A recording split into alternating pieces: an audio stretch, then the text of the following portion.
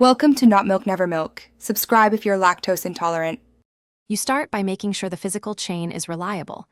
Plug the wheel into a USB 2.0 port and power the base directly.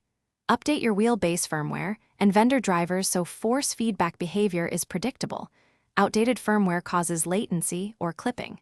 In Windows, set polling to 1000 Hz and turn off any gamepad emulation so Iracing talks directly to the wheel.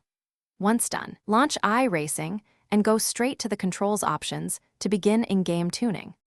Now you configure Iracing's force feedback parameters to translate physics into feel. Select the correct steering lock, match the wheel's 900 degrees or the car's spec, so turn ratios are accurate.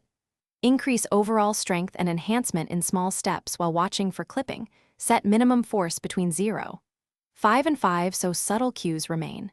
Then tune damping and filter to prevent oscillation, these smooth, high-frequency noise without killing feel. Once adjusted, take a quiet practice lap and note understeer or washed-out feedback cues for refinement.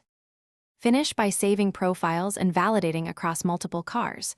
Run a few laps in practice and short races to confirm consistency. Use telemetry or an FFT tool to spot clipping peaks and missing low-frequency content. That tells you whether to lower strength or raise minimum force.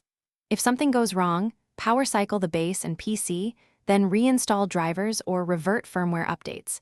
These simple steps often clear communication faults. Finally, keep incremental notes so future tuning is faster and repeatable. Thanks for watching. If this was helpful, leave a like and consider subscribing. See you next time.